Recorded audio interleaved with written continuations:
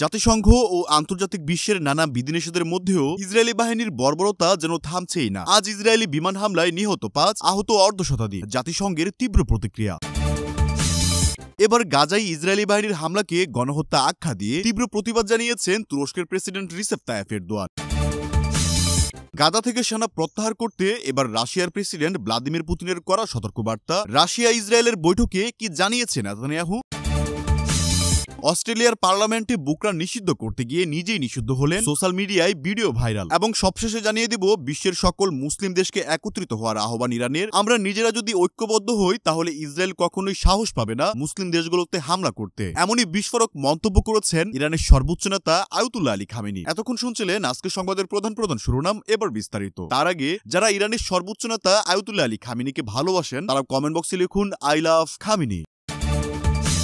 প্রিয় দর্শক, শুরুতেই নজর রাখবো মধ্যপ্রাচ্যের দিকে। আন্তর্জাতিক বিশ্বের শত অনুরোধ এবং জাতিসংঘের একের পর এক বিধিনিষেধের তোয়াক্কা না করেই ফিলিস্তিনের উপর ইসরায়েলি বাহিনীর বর্বরতা যেন থামছেই না। আজ সকালেই গাজার একটি জনবসতিপূর্ণ এলাকায় ইসরায়েলি বিমান হামলায় ঘটনাস্থলেই ৫ জন নিহত হয়েছে। এ হামলায় আহত হয়েছে আরো ৫০ জনেরও বেশি সাধারণ মানুষ, যাদের মধ্যে নারী ও শিশুর সংখ্যাই বেশি। হাসপাতালের পরিস্থিতি খুবই ভয়াবহ। আহতদের আর্তনাদে সেখানকার বাতাস ভারী হয়ে উঠেছে। জাতিসংঘ এ ঘটনার পরপরই তীব্র প্রতিক্রিয়া জানিয়েছে। সংস্থাটি বলছে বেসামরিক মানুষের উপর এমন হামলা যুদ্ধাপরাধের শামিল। কিন্তু বরাবরের মতোই ইসরায়েল এসব নিন্দাকে উপেক্ষা করে তাদের সামরিক অভিযান চালিয়ে যাচ্ছে। এদিকে গাজার এই পরিস্থিতি নিয়ে এবার মুখ খুললেন তুরস্কের প্রেসিডেন্ট রিসেপ তাইয়েপ এরদোয়ান। তিনি আর কোনো রাগঢাক না রেখেই ইসরায়েলি বাহিনীর এই হামলাকে সরাসরি গণহত্যা বলে আখ্যা দিয়েছেন। আজ এক বিশেষ বিবৃতিতে এরদোয়ান বলেন, চোখের সামনে একটি জাতিকে নিশ্চিহ্ন করে দেওয়া হচ্ছে, আর বিশ্বনেতারা শুধু চেয়ে চেয়ে তা দেখছেন। ইসরায়েল যা করছে তা কোনো যুদ্ধ নয়, এটি মানবতার বিরুদ্ধে অপরাধ। তুরস্ক এই অন্যায়ের বিরুদ্ধে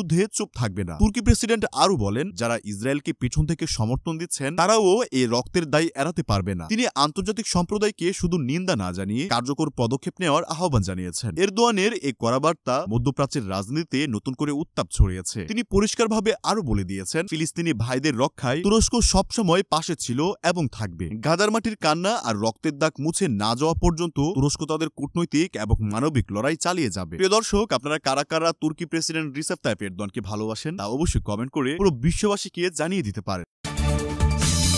মধ্যপ্রাচ্যের আকাশে যখন বারুদের গন্ধ, ঠিক তখনই বিশ্বের সকল মুসলিম দেশকে এক হওয়ার ডাক দিলেন ইরানের সর্বোচ্চ ধর্মীয় নেতা আয়াতুল্লাহ আলী খামেনি। ইরানের রাজধানী তেহরানে এক বিশাল জনসমাবেশে দেওয়া ভাষণে খামেনি যে বার্তা দিয়েছে তা কাঁপন ধরিয়েছে পশ্চিমা বিশ্বের বুকে। তিনি পরিষ্কার ভাষায় বলেছেন, মুসলমানদের উপর আর কোনো আঘাত সহ্য করা হবে না। আজ ফিলিস্তিনে, কাল লেবাননে, এভাবে একের পর এক মুসলিম ভূখণ্ডে রক্ত ঝরছে, আর আমরা মুসলিম শাসকরা কি শুধু চেয়ে চেয়ে দেখব? সেই দিন শেষ হয়ে গেছে। খামেনি মুসলিম বিশ্বের নেতাদের প্রতি আহ্বান জানিয়ে বলেন, এখন আর কোনো শিয়া বা সুন্নি বিভেদ করার সময় নেই। আমাদের পরিচয় একটাই, আমরা মুসলমান। আমাদের ভাইদের রক্ত যখন গাজার মাটিতে মিশে যাচ্ছে, তখন যদি আমরা হাত গুটিয়ে বসে থাকি তবে ইতিহাসের কাঠগড়ায় এবং আল্লাহর দরবারে আমাদের জবাবদিহি করতে হবে। তার এই বক্তব্য ছিল অত্যন্ত আবেগঘন এবং তেজপূর্ণ। তিনি আরো বলেন, ইসরায়েল যা করছে তা শুধু ফিলিস্তিনের বিরুদ্ধে নয়, এটি পুরো ইসলাম ধর্মের বিরুদ্ধে যুদ্ধ। তারা আমাদের পবিত্র স্থানগুলো দখল করতে চায়, তাই এখন সময় এসেছে একজোট হওয়ার। ইরানের সর্বোচ্চ নেতা আরো কড়া হুঁশিয়ারি উচ্চারণ করে বলেন,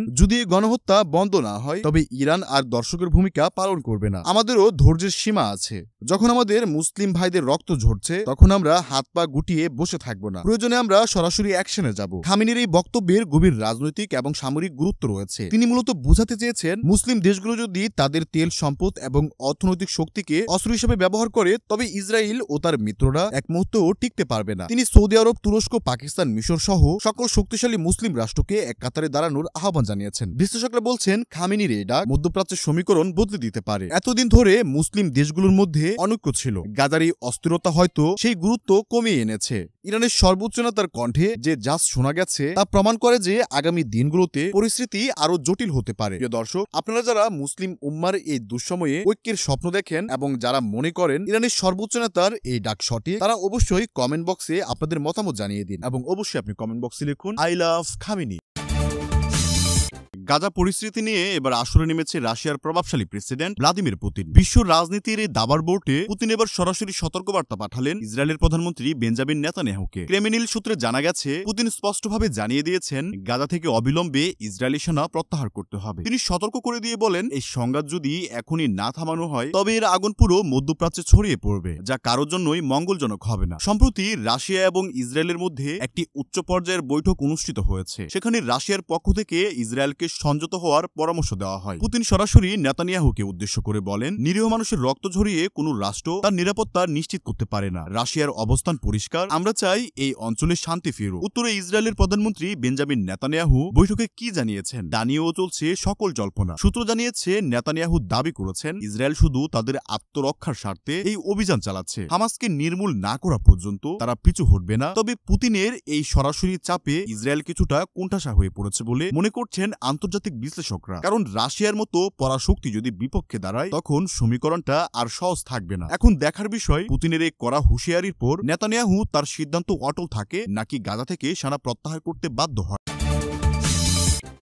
প্রিয় দর্শক, সংবাদের শেষ অংশে আসছি সবচেয়ে গুরুত্বপূর্ণ খবরটি নিয়ে। দর্শক, এবার নজর ফেরাবো অস্ট্রেলিয়ার দিকে, যেখানে ঘটেছে এক নজিরবিহীন ঘটনা। অন্যের ধর্মকে অপমান করতে গিয়ে নিজেই বড় শাস্তির মুখে পড়লেন অস্ট্রেলিয়ার এক নারী আইন প্রণেতা। বুকরাকে অসম্মান করায় অস্ট্রেলিয়ায় উগ্র ডানপন্থী নারী সিনেটর পলিন হ্যানসনকে সেনেট থেকে 7 কর্মদিবসের জন্য বহিষ্কার করা হয়েছে। ঘটনাটি ছিল অত্যন্ত নাটকীয়। পলিন হ্যানসন, যিনি দীর্ঘদিন ধরে মুসলিম রীতিনীতির বিরোধিতা করে আসছেন, তিনি হঠাৎ করেই আপাদমস্তক কালো বুকরা পরে সংসদে অধিবেশনের কক্ষে প্রবেশ করেন। তার উদ্দেশ্য ছিল প্রকাশ্যে বুকরা পরিধান নিষিদ্ধ করার জন্য একটি ক্যাম্পেইন বা প্রচারণা চালানো। কিন্তু তার এই আচরণ ছিল অত্যন্ত দৃষ্টিকটু এবং বিতর্কিত। সেখানে উপস্থিত মুসলিম এবং অন্যান্য ধর্ম নিরপেক্ষ আইন প্রণেতারা বলছে, তার এই কাজ পরিষ্কার বর্ণবিদ্বেষ এবং মুসলিম সম্প্রদায়ের জন্য চরম অপমানজনক। অস্ট্রেলিয়ার সরকার দলীয় পররাষ্ট্রমন্ত্রী পেনিং ওং এই ঘটনার কড়া জবাব দিয়েছেন। তিনি বেশ আবেগী কণ্ঠে বলেছেন, সিনেটর হ্যানসনের এই উদ্যুক্তপূর্ণ নাটক বা স্ট্যান্ড আমাদের সমাজে যে বহু বছরের বন্ধন তা ছিঁড়ে ফেলার চেষ্টা করেছে। পেনিংন আরো বলেন, বুকরা বা হিজাব কোনো ফ্যাশন নয়, এটি একটি ধর্মবিশ্বাস। অস্ট্রেলিয়ার লাখ লাখ মানুষ এই বিশ্বাস লালন করেন। তবে এত কিছুর পরেও নিজের কাজের পক্ষে সাফাই গিয়েছেন ওই অভিযুক্ত নারী সিনেটর। তার যুক্তি ছিল অদ্ভুত। তিনি বলেছেন, আমি যদি ব্যাংকে বা অন্য কোনো প্রতিষ্ঠানে হেলমেট পরে যাই তবে নিরাপত্তার খাতিরে তা খুলতে বলা হয়, তাহলে বুকরা কেন ভিন্ন হবে? তিনি আরো বলেন, যেহেতু পার্লামেন্টে নির্দিষ্ট কোনো পোশাকের নিয়ম বা ড্রেস কোড নেই, তাই তিনি যা খুশি তাই পড়তে পারবেন। প্রিয় দর্শক, এই মুসলিম বিদ্বেষী নারী সিনেটরের বিষয়ে আপনার যদি কোনো মতামত থাকে তাহলে কমেন্ট করে আমাদের জানিয়ে দিতে পারেন। জাতিসংঘ ও আন্তর্জাতিক বিশ্বের নানা বিধিনিষেধের মধ্যেও ইসরায়েলি বাহিনীর বর্বরতা যেন থামছেই না। আজ ইসরায়েলি বিমান হামলায় নিহত 5, আহত অর্ধশতাধিক। জাতিসংঘের তীব্র প্রতিক্রিয়া। গাজায় ইসরায়েলি বাহিনীর হামলাকে গণহত্যা আখ্যা দিয়ে তীব্র প্রতিবাদ জানিয়েছেন তুরস্কের প্রেসিডেন্ট রিসেপ তাইয়েপ এরদোয়ান।